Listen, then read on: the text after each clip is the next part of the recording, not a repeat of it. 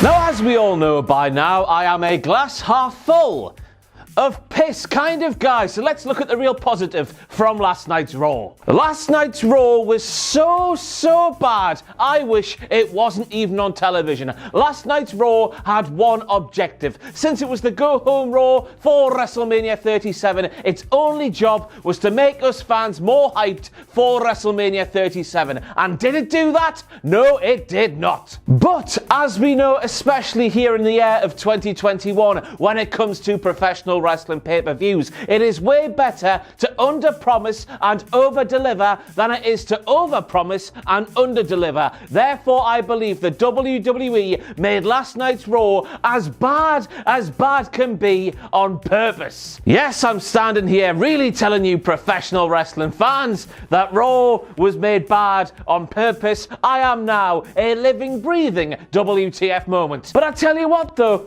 Riddle versus Ali was absolutely fantastic. But outside of that, you're really struggling for things that were any kind of good. But as I say, it was on purpose. Under promise, over deliver at WrestleMania. At the weekend, I cannot bloody wait. But I am Ross Twiddell from Cultaholic Wrestling, and these are all the WTF moments from this week's fantastic episode of Monday Night Raw. Intro, man, hit the intro, will you?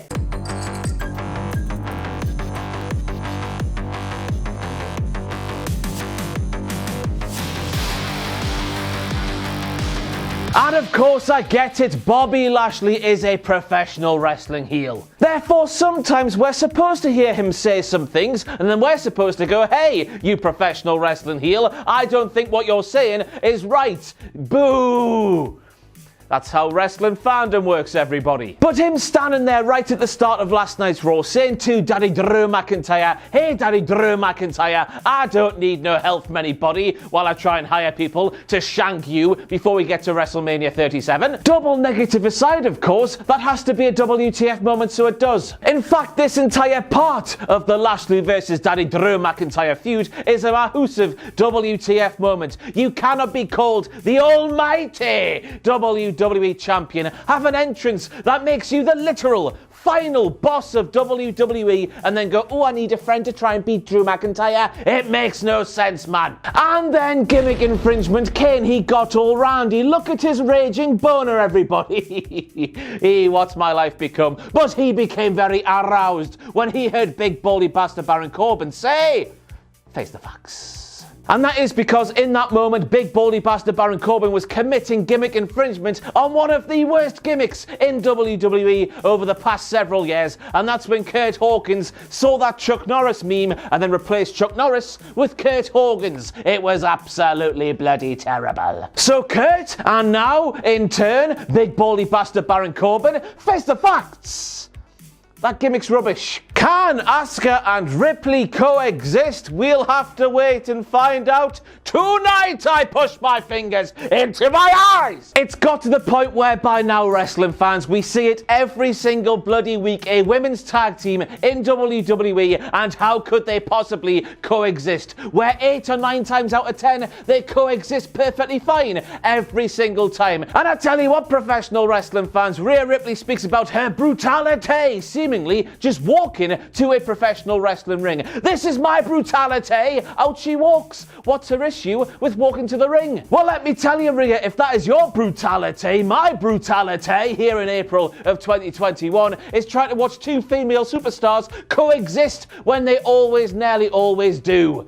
Last night's not a good example, I know, but more often than not, they do coexist. And of course as I'm sure everybody at home is left saying the same thing. WWE, when it comes to the women's tag team titles, tell a different story. You don't have to do the same thing each and every time. You are allowed to tell a different story. Please do it. And then finally, weed. It exists on Monday Night Raw. World Wrestling Entertainment. Forget about that. It's WWE. I feel like wrestling news now, that's how he speaks, isn't it? And that's because during last night's Raw we saw the New Day and Riddle standing backstage, and Riddle was speaking about how high almost makes people flying, but high in weed and that. Then, Riddle, he starts speaking about wanting to grind down his opposition, but you see, when you do the weed, you grind it down first or something before putting it in a bifter and then rolling that fatty and smoking that fatty like some kind of pimp daddy. And then after merely standing next to Riddle and therefore presumably just sniffing it, Riddle, Kofi Kingston was off his tits. He wanted milk, he wanted cookies, non-dairy of course, but still, he had the munchies and weed. It was running wild on Monday Night Raw. And then later in the night, of course, we had Sheamus calling, what are my lines, Riddle? A burnout. Is that a weird reference? The doobies, they do get burnt, therefore I guess it is, maybe, I don't know. But then of course Mustafa Ali, he called Riddle a space cadet, and when he said that, I thought of space cakes. Space cakes. And that for me is a fantastic thing because it rids all of the pain while watching Riddle on Monday Night Raw. Now that weed kind of exists on Monday Night Raw because last night they referenced it loads and loads of times, it would appear that Riddle, he's not just a stupid boy, he's just really high. High like nobody has ever been high before, because no stoners, I presume, I don't know any, they don't act like that. Long live the ganja!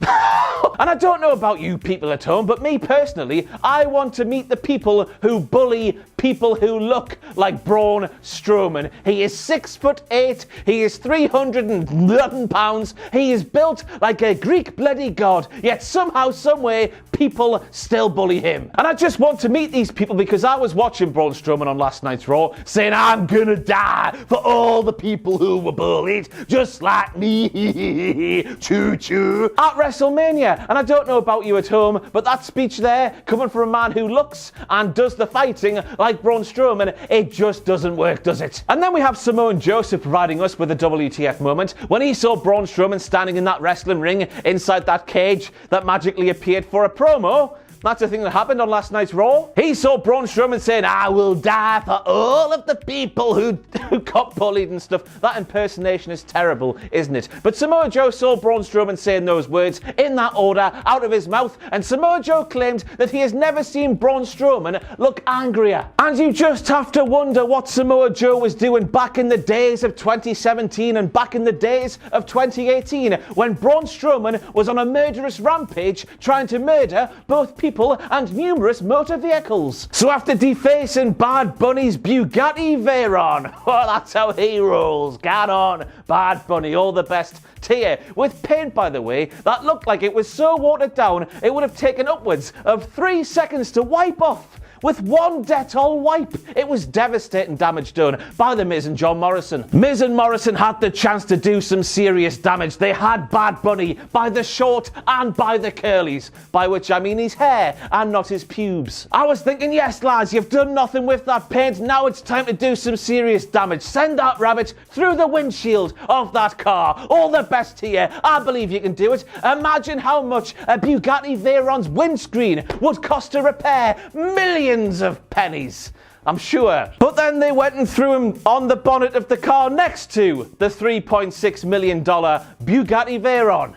Is it a Veyron? I've got no idea. It just looks like the car that used to be on Top Gear back in the day. I'm not rich enough to own a Bugatti. I wish I could own a Bugatti. It must be nice. But since they are professional wrestling heels who should be doing things to make us fans cry at home, and I don't know about you at home, but me at home, if I saw Bad Bunny's Bugatti Veyron maybe getting damaged by Bad Bunny getting thrown on the top of it, oh, the dents and the cracked windscreen and whatnot, I would have shed several tears. So the fact they weren't able to do that, that's a WTF moment. Breaking news, everybody. Miz and John Morrison are not very clever. Vince McMahon likes big sweaty women. Vince McMahon likes big sweaty women. Vince McMahon pretends to like big sweaty women because we all know he really doesn't, because the Raw Women's titles and the Women's Tag Team titles are complete and utter afterthoughts. And then we have Tom Phillips, who of course was face fornicating the poo out of a line on WWE Raw commentary last night on Raw. Because in that moment right there, Tom Phillips claimed that Rhea Ripley went spine first into the barricade, even though we all know that is a professional wrestling ring apron. Which, by the way, let me tell you the secret, right? Don't tell anybody, right? The apron is the hardest part of the ring. Shh. WWE Survivor Series, the one night of the year where the superstars of Raw and SmackDown go head to head. Remember that in November? Remember that there? And was anybody else asking the question, when the hell did big baldy bastard Baron Corbin become this proper serious threat, this devastating force, this immovable object that really put Daddy Drew McIntyre's WrestleMania 37 status deep breath for me there, in serious doubt. We even have a bit during that main event last night, which by the way was big baldy bastard Baron Corbin taking on Daddy Drew McIntyre with Daddy Drew's WrestleMania status in serious doubt. We even had a bit during that. We go backstage, we see Bobby Lashley watching television like a completely natural human being would, and Sarah Schreiber, whose name does not sound like that, Sarah Schreiber, she asks Bobby Lashley, "Hey Bobby, who would you rather face on Sunday?" What was that about? Really, WWE? When did big baldy bastard Baron Corbin become this serious sort of problem-solving threat? Not in a Tyson Tomko kind of way, gimmick infringement, Kane. You calm down there. But just imagine, right? This is how I saw things on last night's Raw, right? I am Daddy Drew McIntyre. The camera that you are looking through, that is big baldy bastard Baron Corbin. WrestleMania 37 is in the distance behind the camera, right? This is how Daddy Drew McIntyre should get past big baldy bastard Baron Corbin based off everything we've seen over the past 5 or 6 years in WWE. Right, let's pretend the camera is big baldy bastard Baron Corbin. I'm Drew McIntyre. Let's do a wrestle.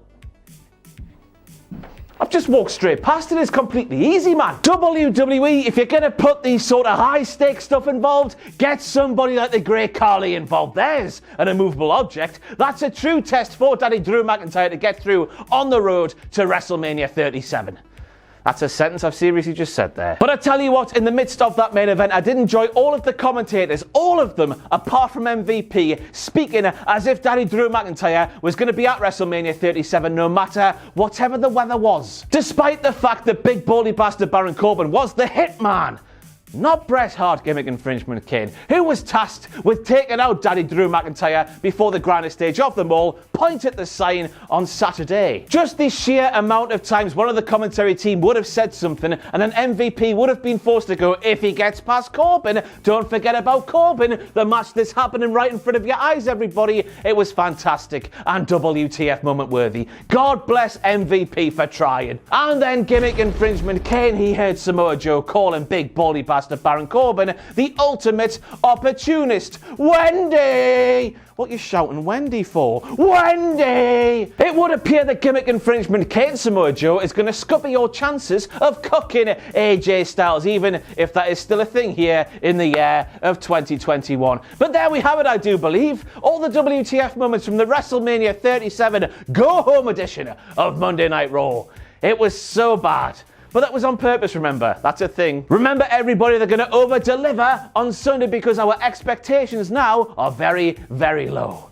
That's a thing that's going to happen. And of course, I must end this WTF Moments video with that there announcement because people, it would appear, are still finding out about this announcement day by day by day by day. And just in case you have seen it and you've sent me a lovely message, whether it be a tweet or a DM or an Instagram DM or anything like that, or even an email. I've had emails, bloody hell. Thank you so much for all your support. Thank you for being understanding. As I said before, I was dreading this announcement going out there because my world is melting around me and all the naysayers would have made things so much worse, but thanks for all the nice messages. It's made the entire process of making this announcement a lot more palatable and a lot more hope is now in my heart for the future. But just in case you haven't seen it, here is the announcement that was first made on the WTF Moments for last week's Raw. So that sort of proves the point if you're just learning about it now.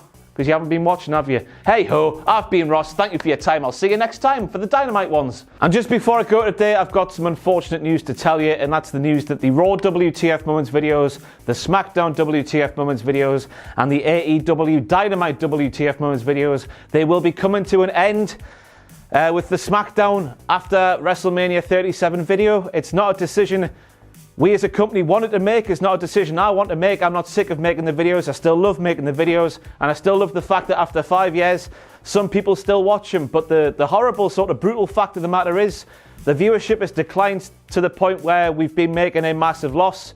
on all of the weekly WTF Moments videos for some time, and quite frankly, as a company, we cannot continue to make such a loss multiple times per week. So just to try and let you understand what the sort of process is, it takes me at least half a day to watch and put the script together and film the videos for SmackDown and AEW, a little bit longer obviously for Monday Night Raw. It then takes Richard, who edits these videos together wonderfully and has done so for the longest time. You must be sick of the sight and the sound of all of this. He's made of strong stuff, that fella. It then takes him a good couple of hours, a few hours at least, to sort of put the video together, put the green screen on, all the cuts and whatnot. Because let me tell you, it doesn't take one take every single time I step in here. It's an absolute mess. And just the sort of period of time it takes to put the video together against what we see back in terms of financials, it just means the series, in terms of the weekly stuff, is not financially viable to continue any longer. But crucially, pay-per-view WTFs will be continuing. WWE and AEW pay-per-views, the WTF Moments videos for them, they will be continuing. So first of all, since you're watching this video, thank you so much for sticking by me for this long, to be honest with you. I mean, I was told at the start people would be bored of me after 2 weeks. It's been 5 years. Thank you very much. But I guess also to obviously you people watching this video who have stuck by the weekly stuff, I'm very sorry, because it's clear that I've done something to sort of drive away the viewership after all this time and just sort of make these videos not doable anymore. It just doesn't make, it's a horrible crap reality, but it doesn't make financial sense for us to be making such a loss multiple times per week. So there's the news. I think I'm going to take a bit of a hiatus from social media, because no doubt I'll be getting it in the neck from people who see taking away stuff as in, boo, the bad company taking it away from us because they want to, boo. It's not because we want to. I would love to continue doing this. I still enjoy doing them multiple times per week. It's just the financials and everything going on. It's just like we need to make a decision, and I could be doing things that make more money for the channel. It's as simple as that. It's as I say, it's horrible. And hopefully you understand it's not a decision we want to make. It's a decision we've had to make, and we've held on for as long as we can. But we can't hold on any longer, so thank you, and sorry, I guess. Please be understanding. I'll see you next time.